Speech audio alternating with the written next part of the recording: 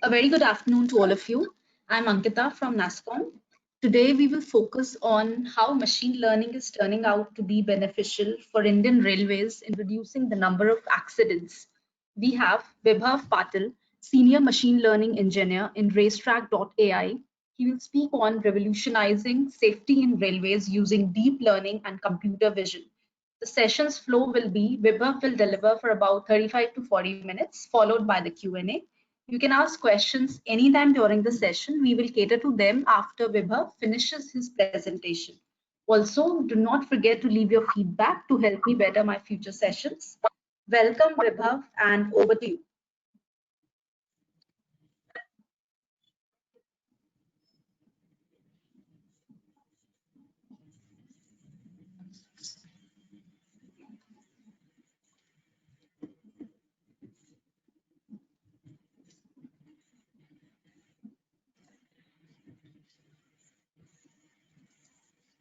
Hello. Yeah, Vibhav, we can hear you.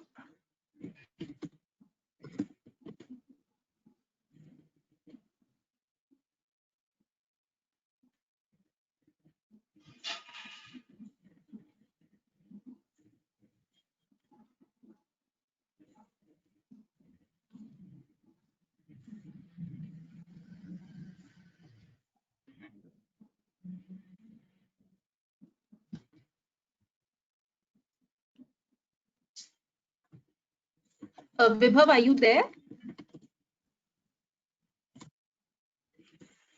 Vibhav, please start. Hello. Vibhav, can you hear me? Okay.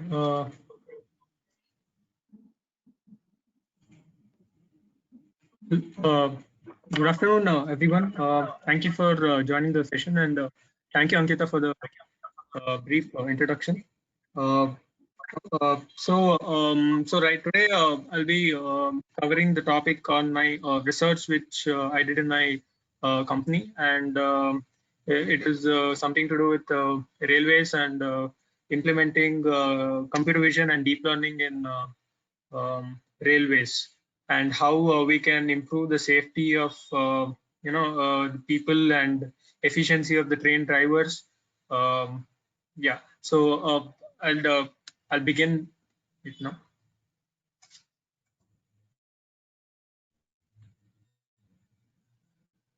So to begin with, let's look at some of the stats of the Indian Railways. So the Indian Railways is the fourth largest railways system in the world, right after US, China, and Russia. And it has close to over 64,000 kilometers of railroad, and it transports close to about 30 million passengers on a daily basis.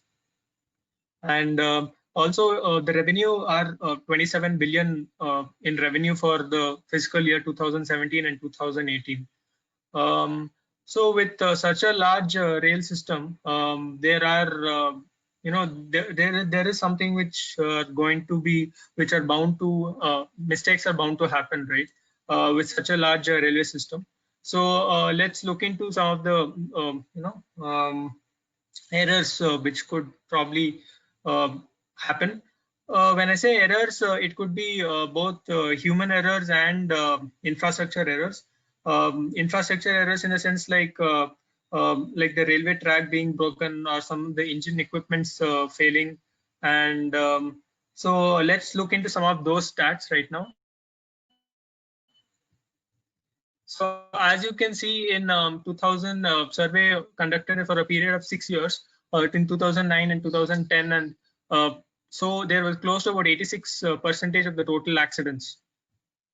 Out of that, 41% of the accidents were caused because of railway staff failure, and only 2.2% of it was because of the engine equipment failure. So now looking at the stats, it was actually surprising that 41%, which is close to about half the population of half the railway staff employees, were doing something wrong. And so doing a little bit more research on that, it was we found out that 74% of the cases are because of the drowsiness detection of the which was actually causing the rail accidents.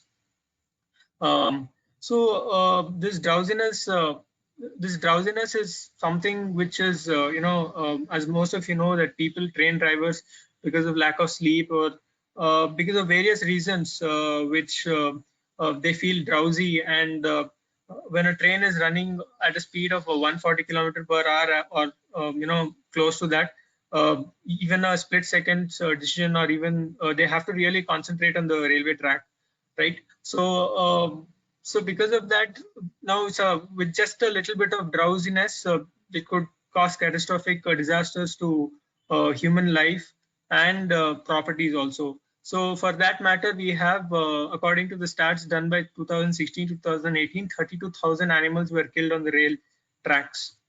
So moving on, this was one of the latest unfortunate news which happened in Aurangabad in Maharashtra, where 16 migrant workers were run over by a goods train. These people were actually going back to their hometown in Madhya Pradesh, and they were walking on the railway track.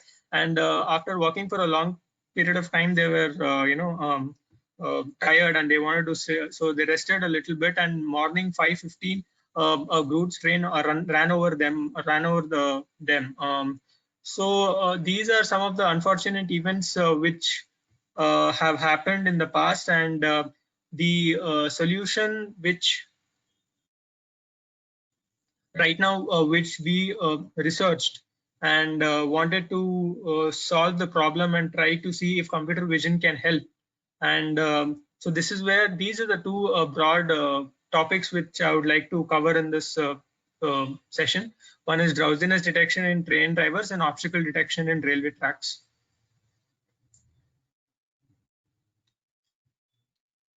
So right now, our solution mainly consists of two technologies, artificial intelligence and big data. So the artificial intelligence part of it is mainly focusing on computer vision, and the big data part of it is mainly focusing on the Spark and Kafka technology. To begin with, I'll start off with the big data part of it, that is Spark and Kafka. For the benefit of the people who are new and not aware of what Spark and Kafka is, so Spark is an in-memory cluster computing framework. So let me break down that sentence: in-memory and cluster computing. So in-memory is basically computing your jobs, computing your work in processing basically happens in RAM, which is extremely fast. And then cluster computing, in the sense, so basically you have your Spark application is basically your cluster, where you have a master node, and then you have your worker nodes. So basically your master node tries to give the task to your worker node, and then so the worker nodes have an executor where it executes the process. So executes the task basically, which is given by the master node. So this entire collection of nodes are bundled into one cluster.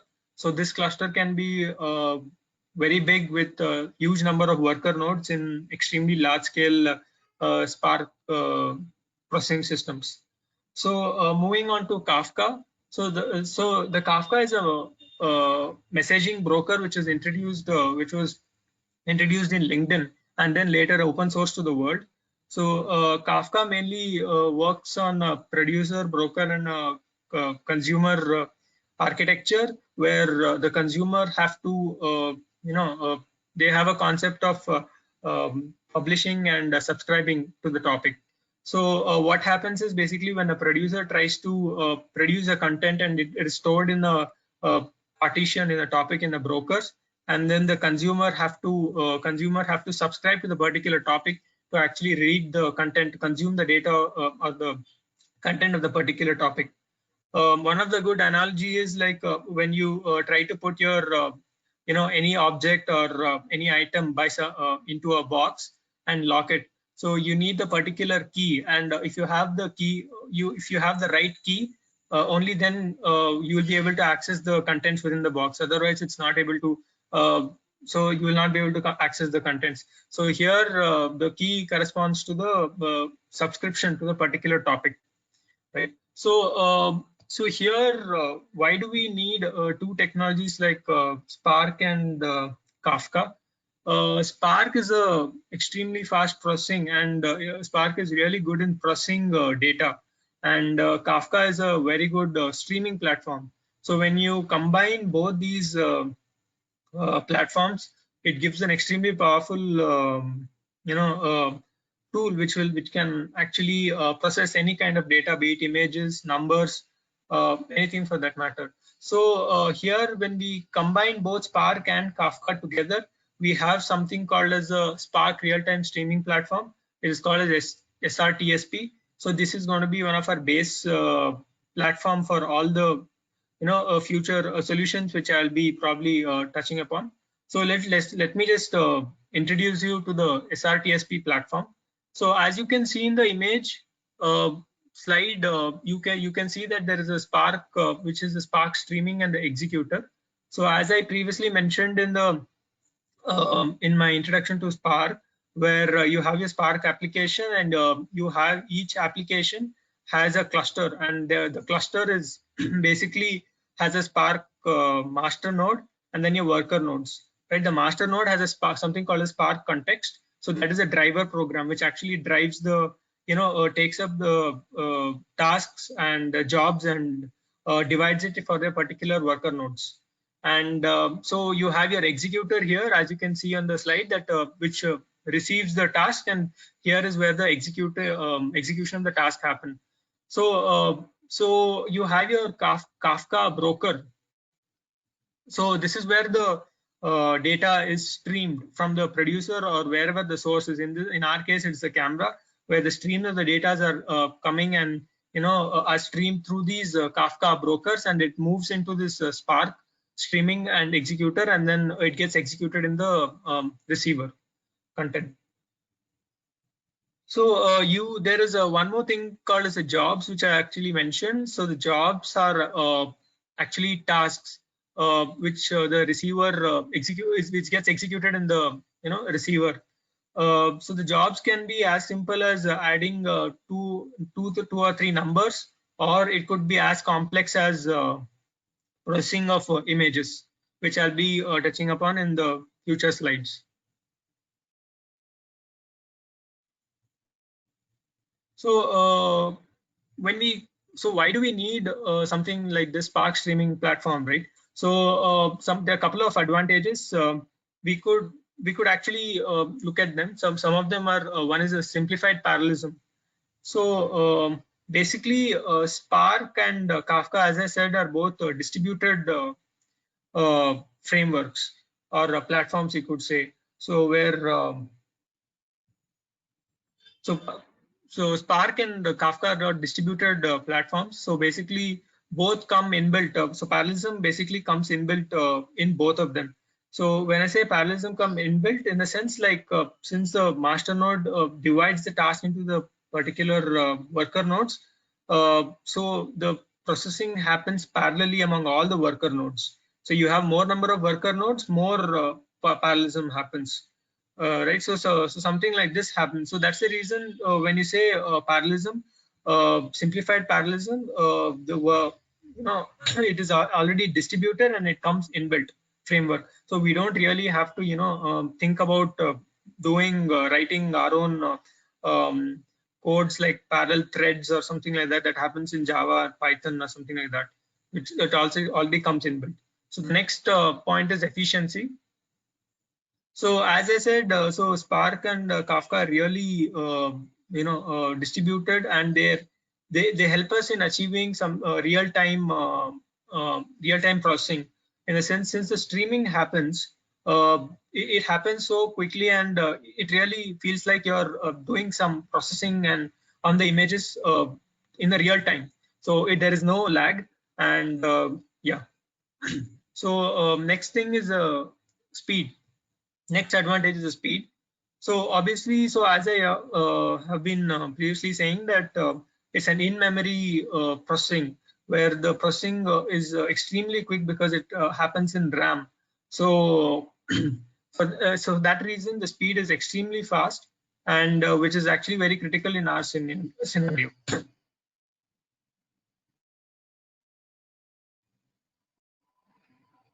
So this comes into the drowsiness detection. Yeah. So so this is our solution for the drowsiness detection problem. So you would be wondering, where is the SRTSP platform fit in? So basically, as you can see, there's an engine cab with a camera which is mounted on, which looks like it is mounted on top of the engine cab. But actually, you have your cameras, multiple cameras which are inside the engine cab, right, which are strategically placed such that the engine cabs, such that the engine driver's face is clearly visible to the camera. So once the camera is initiated, so there's a continuous stream of images of the engine's driver's face, or particularly the head part of it, continuously streamed. And so what that happens is that gets streamed and moves into your OpenCV, moves into this Spark and Kafka integration, and then it finally goes into the OpenCV drowsiness processing layer. Now, in this OpenCV drowsiness processing layer, if it gets detected that the person is drowsing, then an alarm will be sounded. So there are two different kinds of alarm which we have come up with. Level 1 and level 2 alarm. I'll be explaining both of them in our coming slides. So let me look into let us go more deep into OpenCV drowsing processing layer here. So when a when a person basically feels drowsy, so there is an involuntary action. There are a couple of involuntary action which you can actually look at it, and you can actually feel that, come to know that he's basically feeling extremely sleepy or he's drowsing. So one is basically facial expressions, something like he's yawning a lot, or his eyes are closing, half closed, and the other other movements are head falling on the floor, or his hands are below his chin. His chin is basically, head is on his hand, and he's feeling extremely sleepy. So so we have to address both kind of scenarios here. So that's the reason we have come up with a spatio-temporal features solution, which will address both kind of scenarios, both the head falling ahead and with respect to the facial features. So as I mentioned in the previous slide, that the SRTSP method is actually used for streaming of the engine driver's head movement and the facial features continuously. So let us go into the head pose detection. So the first part would be the head pose detection. So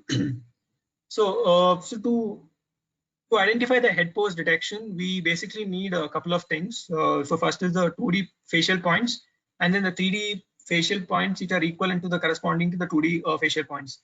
When I say 2D facial points, it really means the points of tip of your nose, and the chin, the left corner of the left eye, and the right corner of the right eye, and so on and so forth. So these we got all these facial points from the, and then the 3D facial points of the 3D facial points are basically 3D points with respect to 2D points. That means imagining that these 3D points are with the X, Y, and Z axis. So all these points are actually, we got all these points from the DLib library, where people have already pre-trained models and on various facial points, and they have open sourced it to the machine learning community for use for their respective uses, right? So using these two 2D facial points and 3D facial points, we need to get something called as a rotation and the translation. So the rotation and the translation, what is rotation and what is translation? So translation in OpenCV, computer vision world, is basically the movement of a point from point A to point B. Like, so if the point A is at X, Y, Z point, and it moves to point B with X dash, Y dash, and Z dash point, right? So that is what is called as a translation. Rotation is that is any point which is obviously rotating. So that is pretty straightforward. So these two movements are pretty evident in our head pose detection, because when a person is falling off, or his head is falling off specifically, so that becomes your translation. And sometimes the head is rotated in this position at time of sleeping, so that becomes your rotation.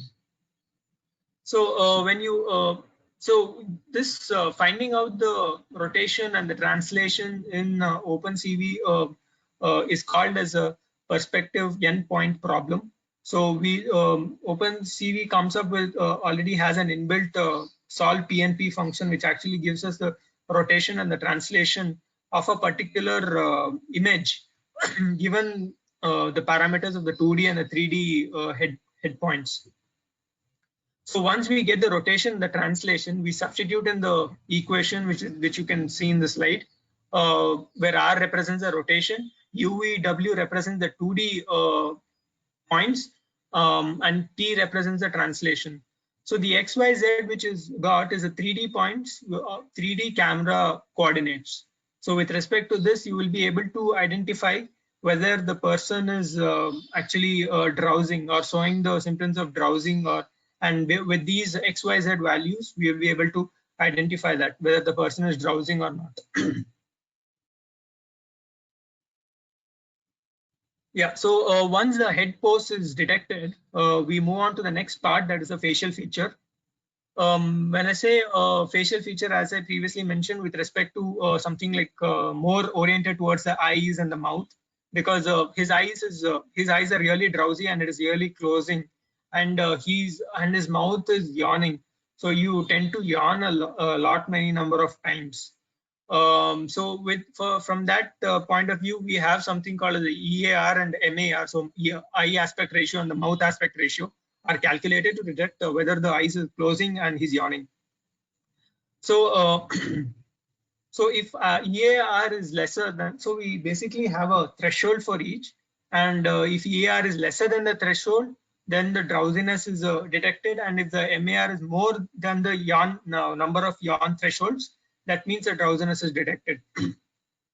So how to calculate this EAR and MAR? I'll touch upon the next slide. So as I said, the EAR and the MAR. So this is the EAR point of view. So as you can see in the slide, so you have your P2, P3, and then P1, P4, P6, P5. These are the points which you get from the DLib 2D facial points. So so as you can see in the formula, the EAR can be calculated by subtracting P2 and P6 and P3 and P5 and dividing by 2 into P1 minus P4.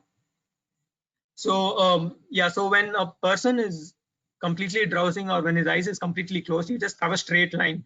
So in that case, your the vertical line which is there is completely gone. So you just have your horizontal line. And then based on this threshold limit, so we conclude whether the eyes are closed or the eyes is open. So next we move on to the MAR part of it. So similarly for the MAR part of it, we actually calculate the number of time he is yawning.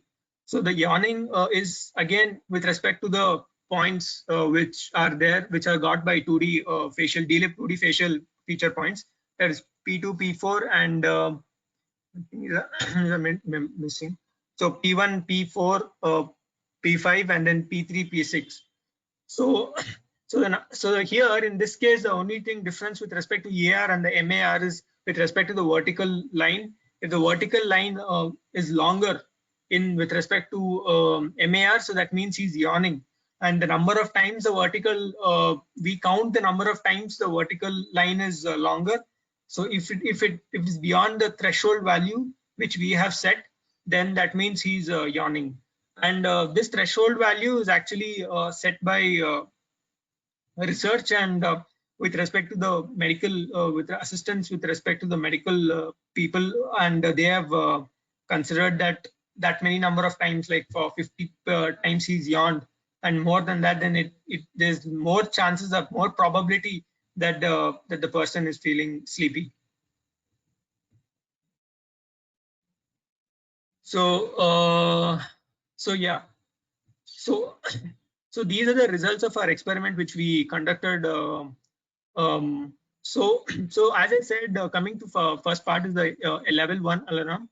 So when an engine driver is feeling sleepy, it is immediately detected, and so a level 1 alarm is sounded.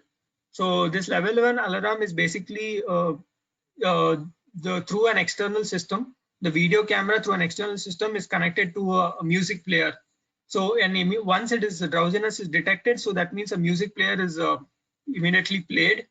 And still, if it's still drowsiness is continuously being detected, so that means even in spite of the music player being played, then it is further being connected to an emergency brake for the engine, for the train engine basically. So the engine brakes are applied. So in this way, it actually eventually helps the train to stop, even though if the video camera is where the drowsiness is continuously being detected. So so this was level 1 alarm. So as you can see in the images, you can see that there were various at point in time where based on the threshold and based on the ER and the MAR values and based on the XYZ values, we are able to detect whether the person is drowsing or not. You can see that the left topmost and the right bottom, where the eyes are closed, and hence and with respect to particular action, like his head is on the on his hand, and these are some of the common involuntary actions which most people do when they're feeling drowsy. But with respect to the left bottom and the right top bottom, right top, so here the eyes are open, and hence your drowsiness is not detected. So these are some of the ways which we have proposed for detection of drowsiness. So the next we will move on to the obstacle detection.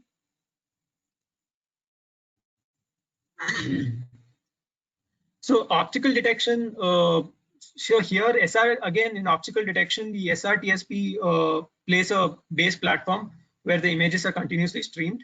So the difference between the drowsiness detection and the optical detection is with respect to the visual recognition layer and with respect to the alarm. Here there is a level 2 alarm which is sounded. I'll touch upon level 2 alarm in the coming slides. So here, let me explain the architecture. So here we have a engine. Here the cameras are placed on top of the engine rather than within the inside the engine cab. So something like this, as you can see in the slide, where here the cameras are placed at the bottom, but actually it will be on top of the engine. It will be on top of the engine where the railway track is clearly visible. Whatever is coming in front of the railway track is completely visible. So here we are basically trying to implement a long range camera which can actually see where kilometers of 5 kilometers, 10 kilometers can be easily visible by the camera. And supposing something comes on top of the railway track, it can easily be detected like the way it is being detected shown here in the next image, where a person is there and a red circle oval is there around the circle. So it can be easily detected like that. So as and when the camera is placed on top of the engine and then the images are continuously streamed, it moves to the Spark SRTSP platform, and then it moves into the pre-processing layer, and then after that it moves into the visual recognition layer, which is the YOLO V3, and then finally an alarm is sounded. So here, so the pre-processing, so the image pre-processing layer consists of multiple functions which we have implemented. The reason we need a pre-processing layer is because the trains move in all kind of weather conditions. They move in areas where it is raining, and supposing if there is a mist or if there is an extreme glare on the railway track where the person is not able to see on stuff like that. So right, so there are extreme weather conditions which we'll have to think about. So that's the reason we have implemented an image pre-processing layer. And then the object detection is being done with YOLO V3, which would detect the humans, animals, and car, and etc. So when we come with, when we first look into the image pre-processing layer, so there are multiple things which we have considered. So things like is bright, is rain, and dark and mist. So so the dark and the brightness, yeah, as you can see.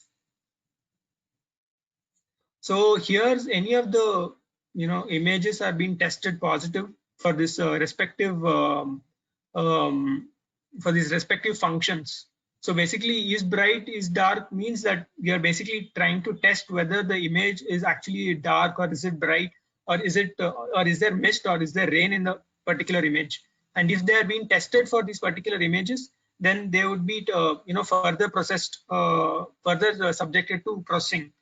How would the darkness and brightness be detected is basically with respect to something like the hue saturation value, where we take the value part of it, that is it show where the value represents the brightness of the image, and with respect to that we'll able to detect whether it is extremely bright or extremely dark. And then we have something called to detect whether it's mist or rain. We have something called a Laplacian variance, which we use to detect, because basically what happens in mist or rain is you're not able to see what is there in front. Right? Basically, in a sense, the field of view is not clearly visible. So in that way, it's completely blurred. So in that way, you use Laplacian variance to actually find out whether it is extremely blurred or not. So first, what happens when it is detected that a particular image is dark or is bright? So we just try to increase the brightness by adding a particular constant value across all the pixels in a particular image with a maximum value of 255. So in that way, you can see the results which are shown in the slides. That is image before the dark, which is there in a pitch dark, and image after increasing the brightness. Similarly, in the brain removal part, where we use something called the guided filtering, which is actually, it works on the process of a guidance image, and based on the guidance image, it tries to filter out the images which is there on the main image, and hence help us to remove the rain part of it. So you can see in the slide that there are a couple of images which are the image before rain removal and after rain removal. So all these are subjected to all these range, all these pre-processing layer help us in clearly identification of the particular object on the railway track. So finally, we come to the part of the object detection phase where we use a pre-trained YOLO V3 model. And the reason we use YOLO V3 is because of the real-time detection, and YOLO V3 is actually good for real-time detection. You can see that the bear is being detected on the railway track and the car is being detected on the rail track. So here are the speed and the accuracy matrix of YOLO V3. So the bear which is being detected in 32.7 seconds with an accuracy of 94%, and the car which is being detected with accuracy of 100%. So since we need a real-time detection, when I say real-time detection, we need really high-speed detection. So here the YOLO V3 is one of the state-of-the-art object detections algorithms which actually provides that unparalleled to any of these detection algorithms as of today. So moving on to the level 2 alarm. So as I said, once an obstacle is detected on the railway track, we sound a level 2 alarm where it is first connected to a horn. So once an obstacle is detected, a horn is sounded. And then once, even though if the obstacle is being continuously being detected, then we through an external system, it is connected to an emergency brake where the brakes are applied. Yeah, thank you. That's all from my side. Thanks, Vibha, for this presentation. So let's just begin our Q&A round. So the first question is by Chetan. He's asking, SRTSP, could you throw some light on the real-time data volumes/transactions that are being handled?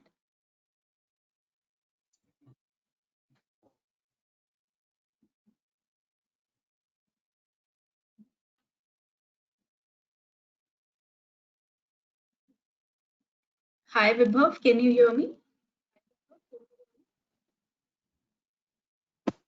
To hear you. Yeah. Yeah. Will you repeat the question? Yeah, sure. I'll just repeat the question. SRTSP, could you throw some light on the real-time data volumes/transactions handled?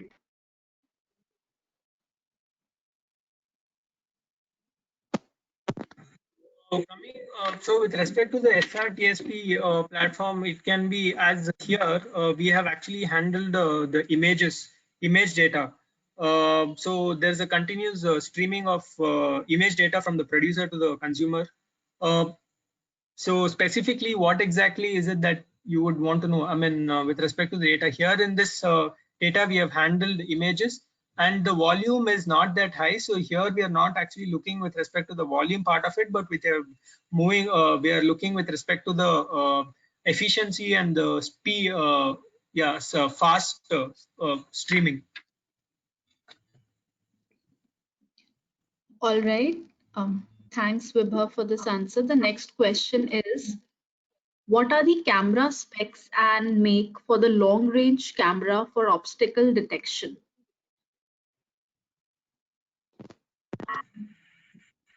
So our solution is mainly concentrated more with respect to the software part of it, and we have actually the specifications of the camera is not looked into as of now. But we do know that the long range camera is available because they've been produced by many of these companies like Fujitsu and Canon and all that. So any one of them should be good enough.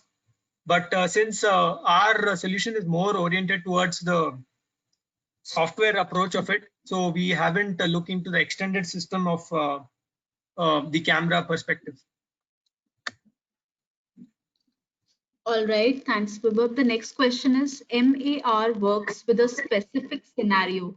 The person could stifle yawns or cover his mouth. What would make this fail-proof?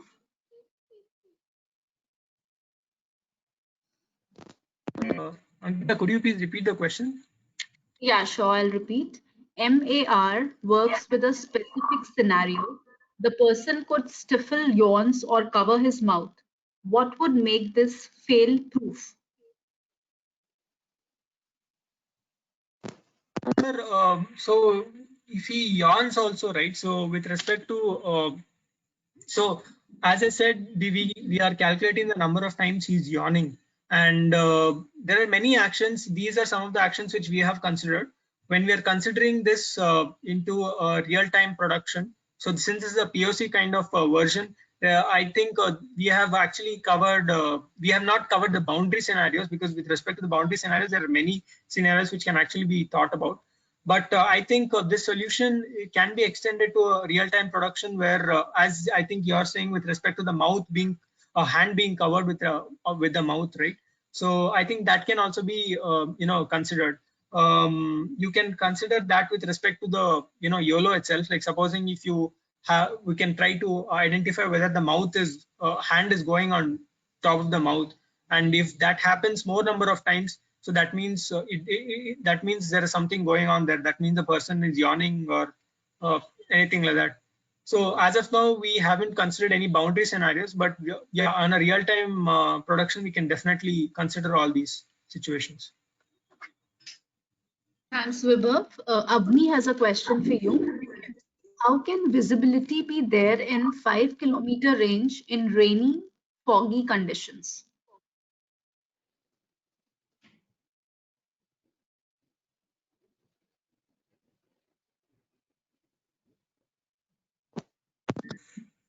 Hello, Ankita, could you repeat the question, Sure, please? I will. How can visibility be there in 5 kilometer range in rainy, foggy conditions?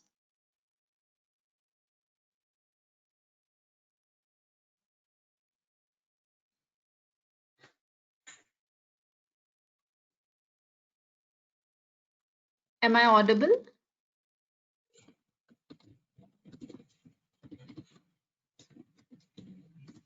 Audience, am I audible?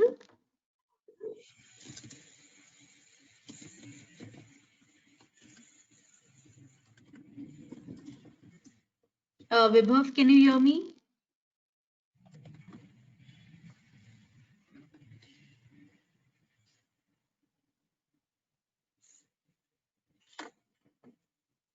Hi, Vibhav, can you hear me?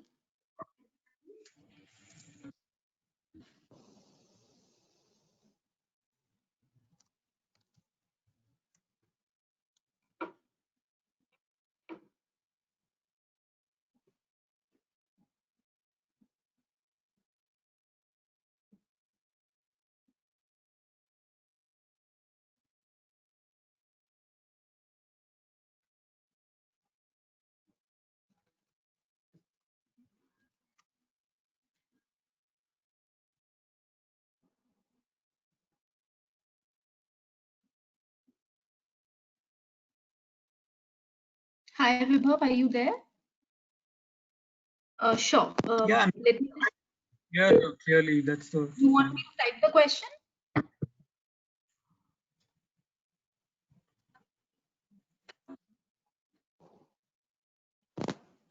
Could you repeat the question once? The question is, how can visibility be there in 5 kilometer range in rainy, foggy conditions?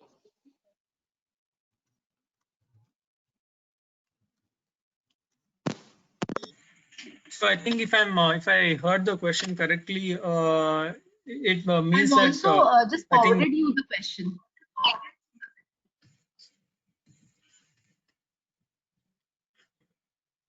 Yeah, visibility with respect to 5 kilometer range in a rainy, foggy conditions.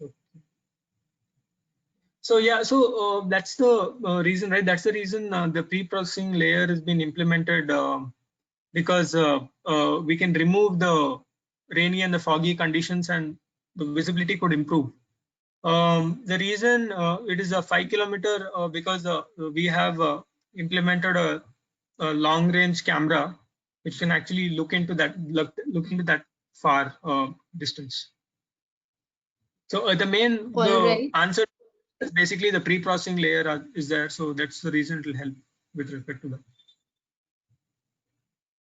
All right, Vibhav. The next question Extreme is, weather conditions, like it's raining extremely heavy, or if there is extreme mist, then it'll not be possible because the trains don't run in that extreme weather scenarios, right? So in that way, so the pre-processing can be done with respect to let's say like a 40%, it's not visible, and 60% it is to a certain extent visible. So in that scenarios, it's possible. Extreme scenarios, it's not possible. Okay, all right. I'll be on to the next question. Drowsiness So detection and complete.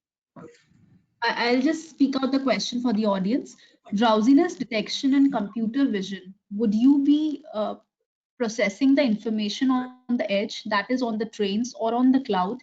If on the edge, how would you get the data from the edge to improve your Yeah, algorithms? If on the cloud, so how the would you drowsiness detection with respect to this will be actually on the edge part of it. It cannot be on the cloud because of the connectivity issues, obviously.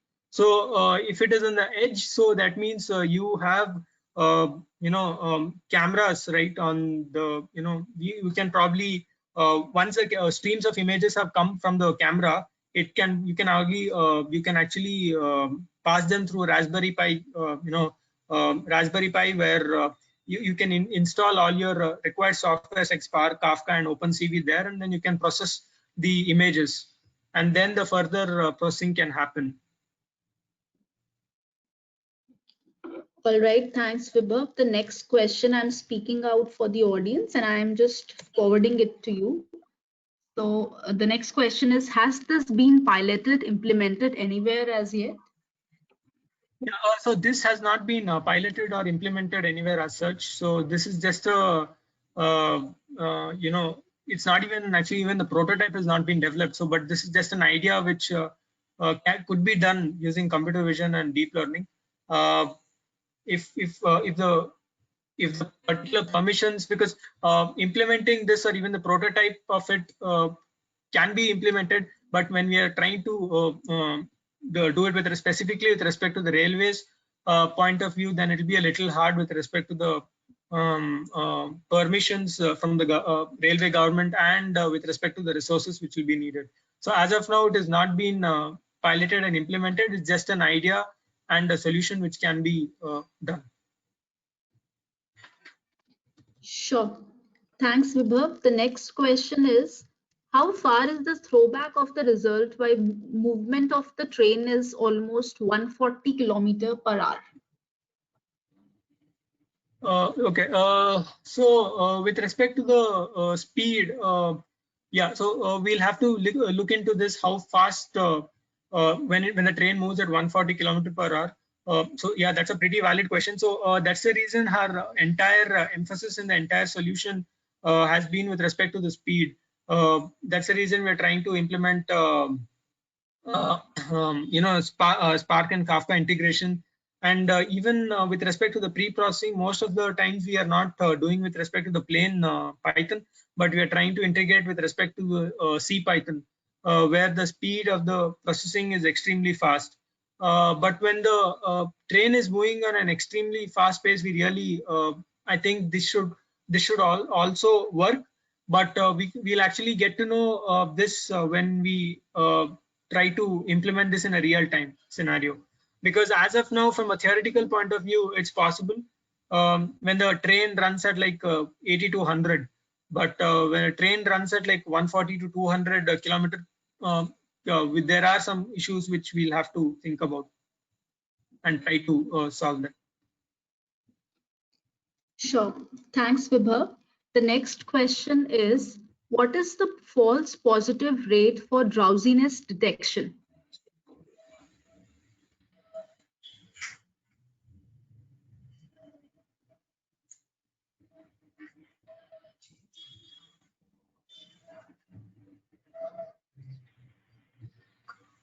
Hi, Vibhav. Can you hear me, or can you read the question? Some of the false positives which I can think about with respect to the drowsiness detection is when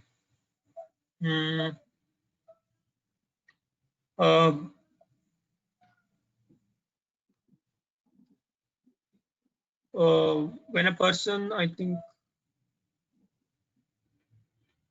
I don't really think there could be any false positives because so supposing if because we are considering many things into factor to actually try to identify the drowsiness detection. One is the head pose movement and with respect to the facial features. So even though the facial features, we are trying to consider both the eyes and the mouth part of it. So only if all these conditions are actually met, then only we can actually consider that he's drowsing. So in that way, the false positive is extremely, I think, very, very low here in this situation, in our solution. All right. Thanks, Vibhav, for this answer. The next question is, where does the ML interface happen? Cloud or edge processor? Which processor? Yeah, I think where does the ML inference happen, cloud or edge processor? I think this was asked previously also. So, but yeah, so I think it will happen on the edge processor, but not on the cloud because of the connectivity issues. And so as of now, on the top of my head, I can think with respect to the Raspberry Pi part of it, which can be installed in the engine because as it is, we are trying to deal with cameras where the images are coming directly from the cameras and it moves into the edge processor where all the softwares are installed and all the pre-trained and the trained models are there. So which can easily detect and help us in coming up with the detection solution. All right, thanks, Vibhav. The next question is by Deepak. He's saying, How will this work when a train is turning? Because in this case, there will not be long visibility.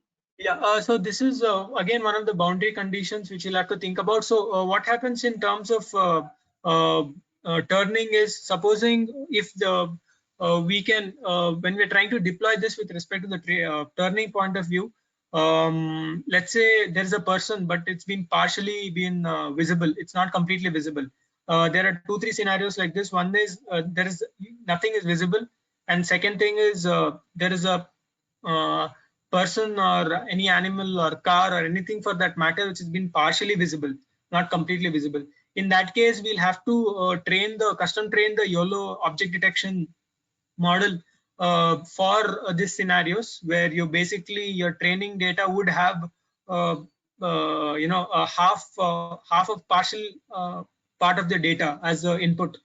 In that way, we can custom train the YOLO model, and there would be, and actually I don't think these scenarios really happen. They do happen, but not in a they don't happen 95% of the time. There's only 5% chances, because most of the times when you see the railway tracks are straight, and there are very less percentage of the times that it is not straight and it is curved or something like that.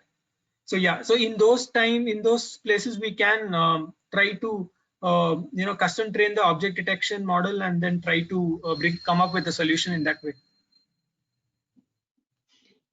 Thanks, Vibha, for the answer. The next question is, isn't bandwidth connectivity a big challenge on moving train in remote parts of India? And you will need to live stream the images to server. What are the challenges and how were they addressed? Yeah, so as I mentioned previously, there is nothing with respect to the bandwidth connectivity as such, because we are not connecting it to the cloud. If I'm not wrong, the bandwidth connectivity would be needed when you're connecting to something which is an online through the internet. So as such, there is nothing which moves in the internet here. So as and when when streams of images, when the images from the camera are streamed into the edge-based systems, so you just process it and try to identify whether whether there is an obstacle, or whether whether the person is drowsing or not in the edge-based system itself. And once it has been detected, the images are then discarded. So as such, there is no need for server or anything for that matter to actually to store or anything for that matter. There's nothing as such which is needed. It's just we need a processing chip or something like that. For that, we can use something like a Raspberry Pi, and yeah, and that should be good to go. All right, thanks, Vibhav. The next question is, I'm just sending it to you as well. Can EAR be calculated even if the person is wearing glasses or shades? Yeah, so this cannot be calculated, but again, with respect to the glasses, if he is wearing transparent glasses, I think it should be visible. But with respect to the shades, it's not. It won't be able to be visible. Like reflectors kind of stuff, it won't be. You will not be able to detect all this EAR and those kind of stuff. So in that way, we will be able to detect with respect to the yawn rate and with respect to the head pose movement. So those are the situations which you can think about for detecting the drowsiness. Thanks, Vibhav. The next question is, how a 30 seconds time frame to detect an object is helpful in real-time detection at the speed of the train?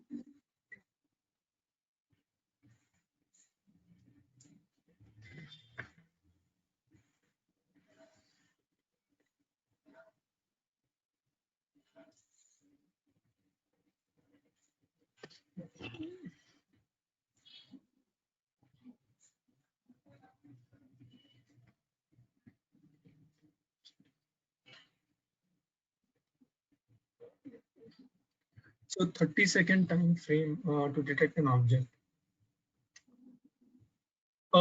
So I can see where this thing is coming from. I think you're talking with respect to more with respect to the speed.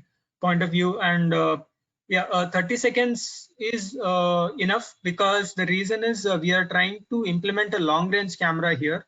So in that case, so a person or anything for that matter which is being detected will automatically be detected 5 kilometers ahead of time, right? 5 kilometers ahead. So in that way, what will happen is you have sufficient amount of time to actually detect it, and then apply brakes or anything for that, alert the driver, and if still not alerted, then you can apply the emergency brake. And it takes quite a distance for even the train to stop, like 1 kilometer or 2 kilometer. And that's the whole idea of implementing a long range camera here, because you need some time to actually detect, and then to also to stop the train actually.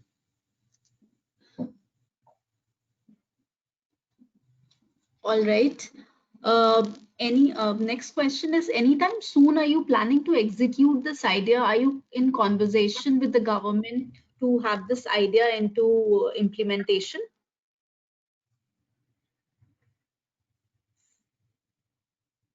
No, yeah, I'm not no, I'm not in conversation with the government, but yeah, if anyone from the government is there in here, I'd be glad to actually productionize this code with minor changes here and there and implement this.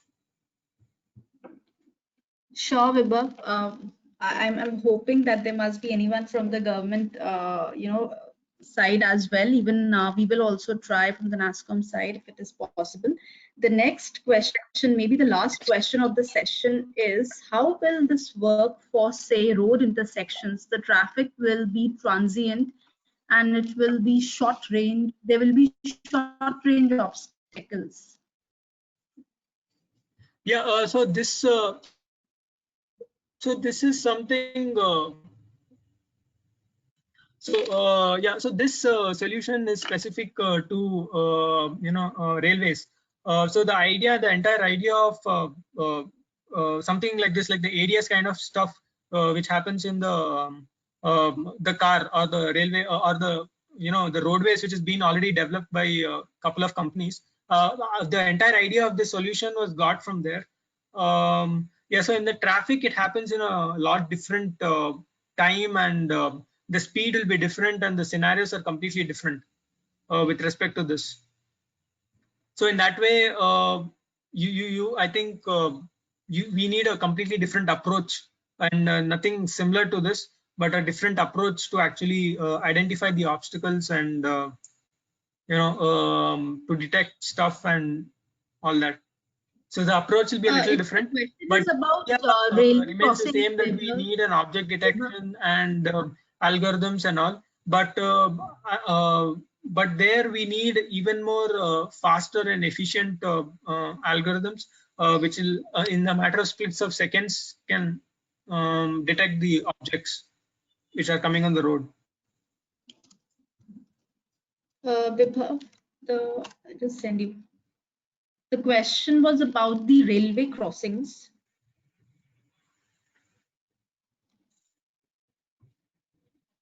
All right.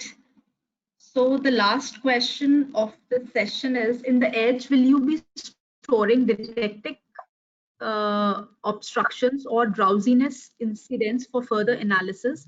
Upload all this to a central data center where the train reaches, say, a station.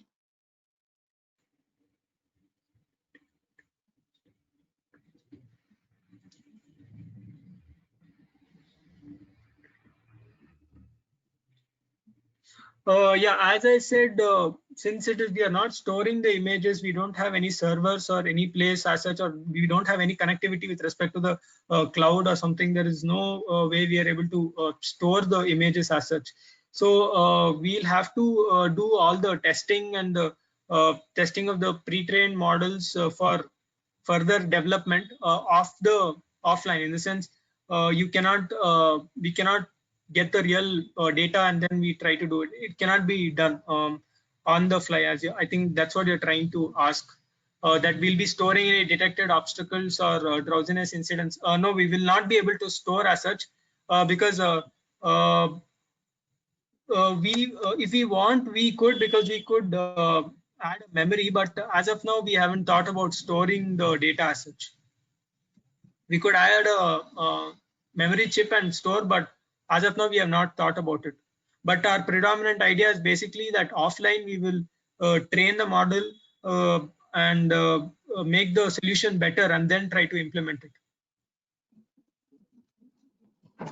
Sure, Vibhav. Thank you for all your answers.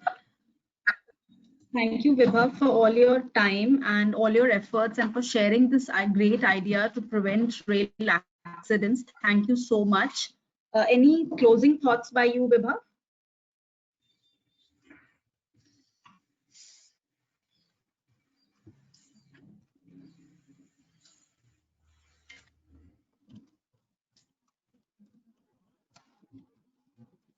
All right. Any closing thoughts, Vibhav? I've just written this to you as well over the chat window. Yeah, so as of now, so this was just an idea and a thought which could be done with respect to computer vision and deep learning. As many of the people have asked with respect to the people have asked much more valid questions. Even we had those questions at the time of developing this idea. But the main idea, point was just that the way the feasibility of this concepts could be applied in a real world, but how to productionalize it is a completely different ball game, and we are not kind of addressing that here. But we would love to actually address that. But I would love to address that in coming years actually. So that's it. Sure. Thank you. Thank you so much, Vibhav, for your thoughts and for your presentation. And thank you, audience, for your time as well. And I will meet all of you on 4th of June with a session from the product management series, which is Measuring Right. For more details and to register, please visit www.nascom.in/events. Thank you, everyone. Thank you so much. And for more questions and details, you can reach out to Vibhav on his LinkedIn ID, and he'll be there to assist you if any of the questions were left unanswered. Thank you, everyone.